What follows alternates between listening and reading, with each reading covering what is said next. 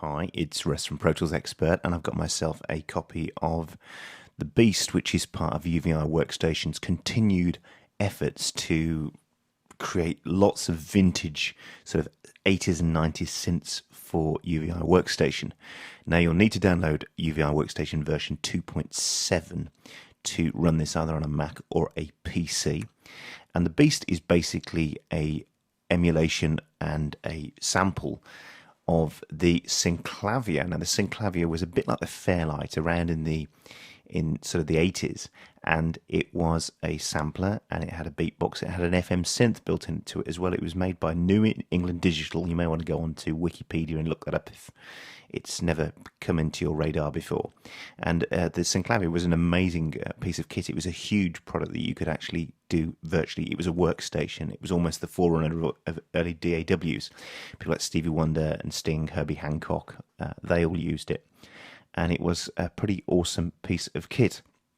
So to try and port that over to something like a UVI workstation for a couple of $100 is quite a feat. So I will show you first what you have. So if we go out to browser for a second, we have the FM terminal, the Beast terminal, and the Beast box. So we have basically the sampler and the FM synth and the beatbox.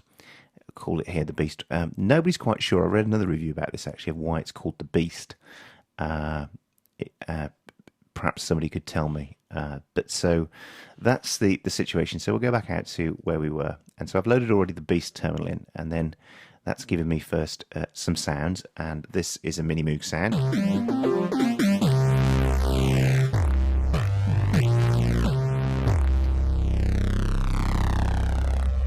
Quite nice. Just go through the interface. You've seen me do these videos before, so the interface is very similar as it has been on things like emulation and stuff like that. We've got ADSR for the amplitude. We've got filter section with cutoff resonance and a filter envelope with high pass, band pass, and low pass. We've got the filter envelope then, which then obviously affects, if you want it to, the filter. We've got mod wheel controllers, so we can have the filter controlled by the mod wheel or the trem or vibrato. We've got rate and depth stuff there as well. I've got pitch envelope with time and depth there. We've got drive amount, and then we've got Pseudo Stereo, and this has appeared in several sort of vintage things that they've done because they are emulating the idea that a lot of these things were mono, and so they've got stereo either working in unison or alt or in mono. Then we have effects built in. We have a phaser, a delay, a reverb, and a bit crusher. So they're all built in as well. And then we can navigate through the sounds. And if we come to the browser there, see we've got bells, bass, brass, drums, effects, guitars, hits and chords. And so as I say, it's very, very reminiscent, as they all are, of the sounds of those. They're not trying to make it sound like a great synth of now or a great sampler of now. They're trying to emulate the original sound that it was then, and they work very hard, I know, at UVI to go into studios and to do this right. So if you remember the Synclavier, then this is going to be something of a real nostalgia trip for you. So I'm going to load in a few other sounds. So I loaded it. So you hear straight away.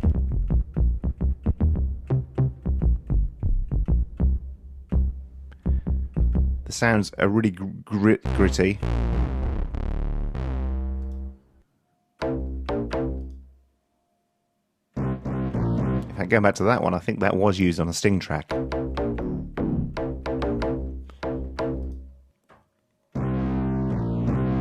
But as you can hear, they're all very...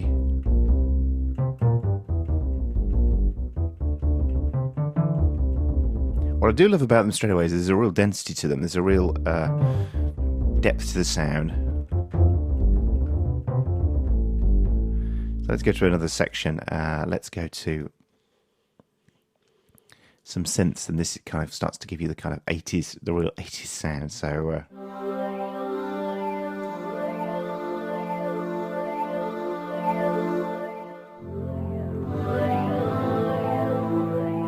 we can then add filters to it. So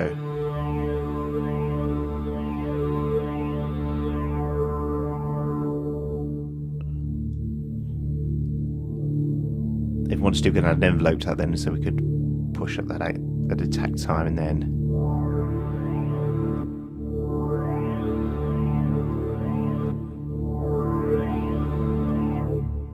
I'll go the other way.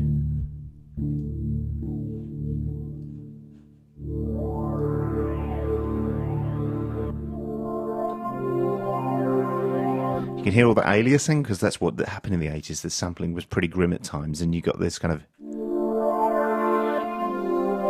That's also partly because the bit crusher's on as well, so we turn the bit crusher off for a second.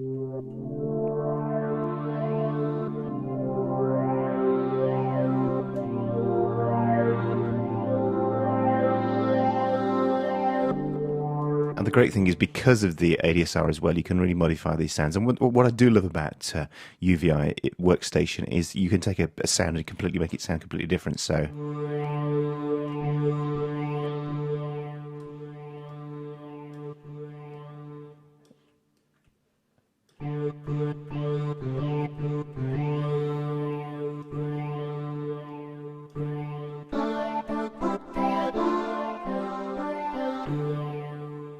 then pitch envelope.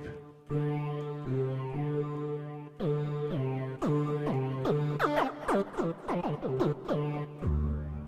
going to do some extremities with that as well. Got another sound.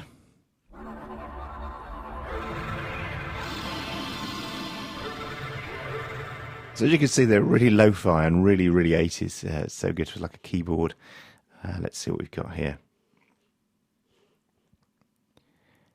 Let's try this piano.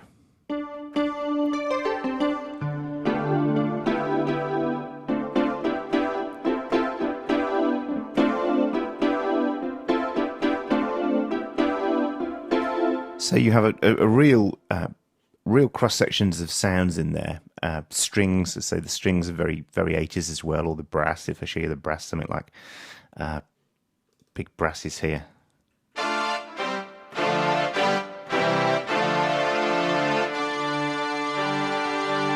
That sound was around a lot in the 80s again, on lots of tracks. You would have heard it on lots of pop stuff like Martika or Pet Shop Boys, those kind of brass sounds, very emulator sounding, reminiscent of lots of samplers in that era, whether it's a Fairlight or an emulator or the Synclavier. So then what we have is the Beast Box. Let's load that up. And this is their rhythm device. And very nice indeed. It's using very similar mapping than it normally would have, and you have C3 triggering, then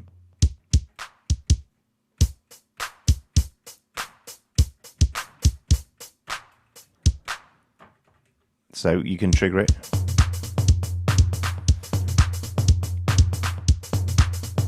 And as ever, you can then go through and just use step programming too.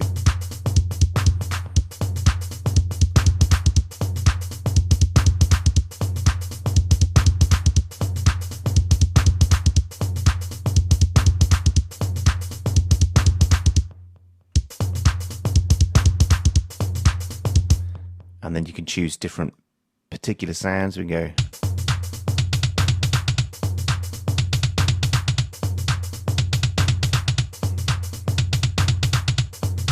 Choose another hi-hat.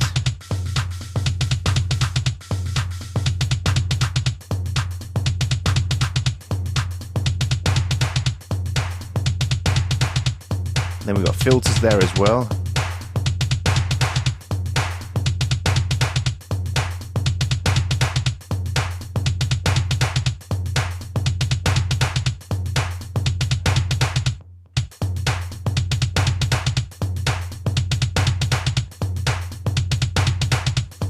Tune them as well.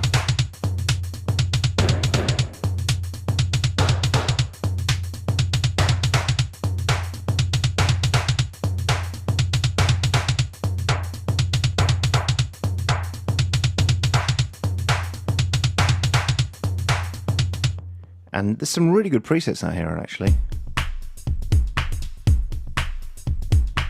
Lovely bass drum there. And let's go to another one now. Yeah, that's a really common snare drum from the 80s. Those big snares.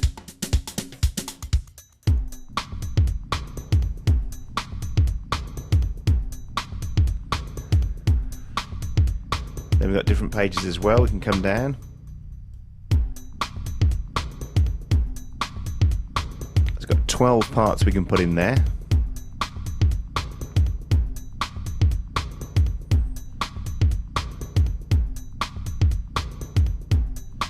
And there's a groove mode as well.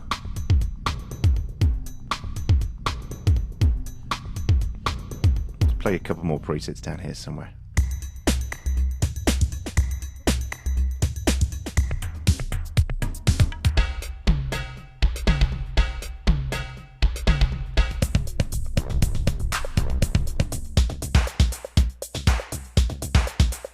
There's something really nice about 80s drum machines. They've just got such a solid backbeat.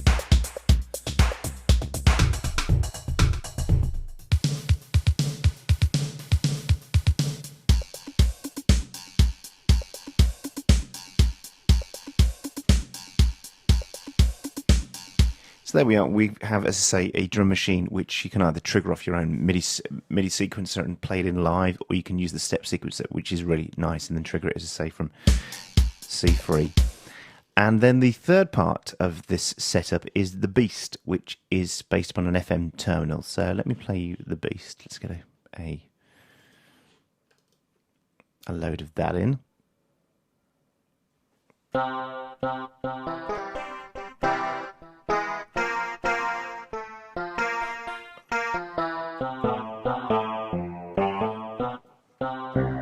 Now we have this knob called the FMizer, and let me get a sound that is going to show it particularly well.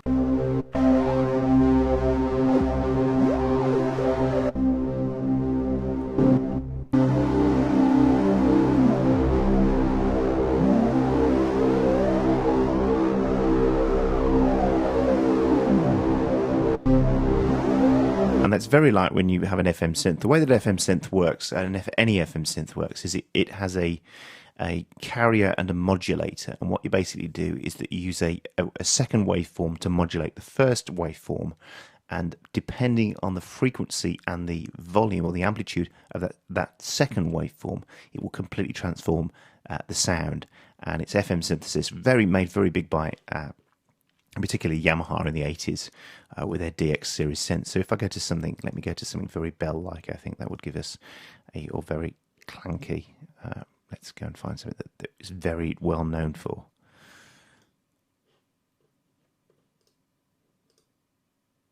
Let's try something like this. Dubstep. Let's see what that is. Yeah, that's very FM. And you get those kind of clanky, very metallic, very harsh sounds, which is FM was great for. It was terrible for really big, lush sounds, and that's why most people would have something like a Jupiter and an FM synth within their rig when they played live, because you needed the best of both worlds.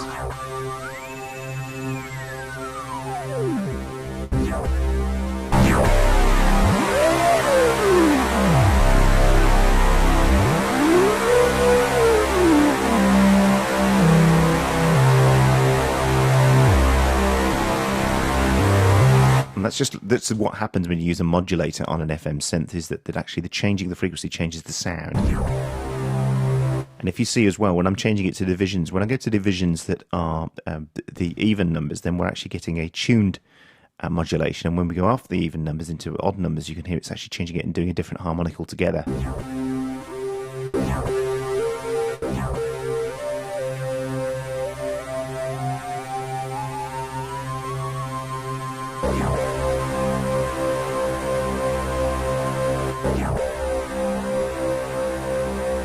And again, this has all the usual stuff at the drive.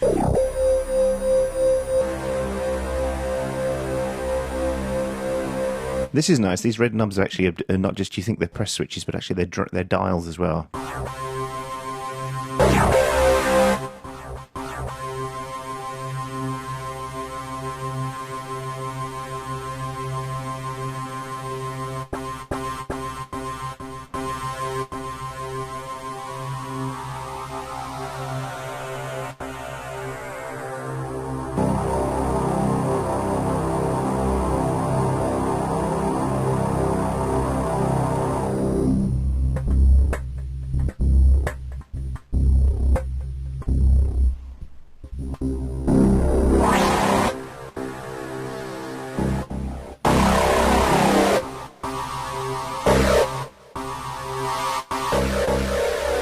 And as you can hear, you can just get some radically exciting sounds.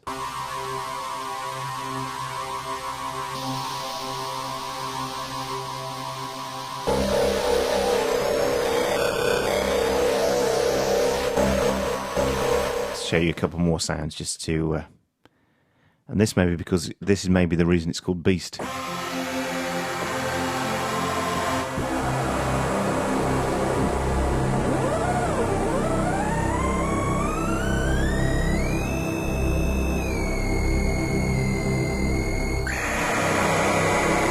Some wild and wacky sounds. Great for sound design. Let me just give you a couple more sounds before we finish up this review. I'll go to a synth sound and go for something like a slow, smooth keys, which is going to be interesting. As I say, it's an FM synth.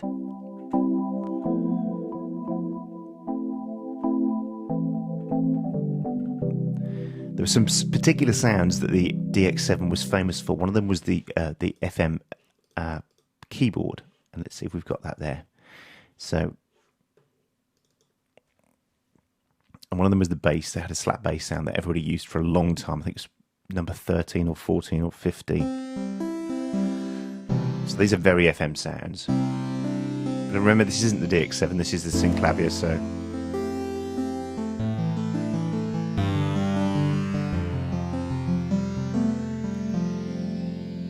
so it's very, very, very FM sounding.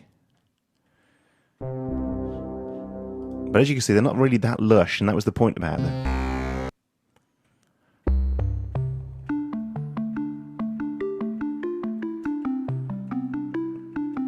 Now, don't forget, it's sitting in workstation. So if you've got a sound like that and you then want to apply something like the Arpeggiator, all that is still possible on these because, of course, this will always work with all those kind of things within the unit, which is really quite cool. So we could go here and we could turn the arpeggiator and we could enable that low. It's a very powerful arpeggiator as well.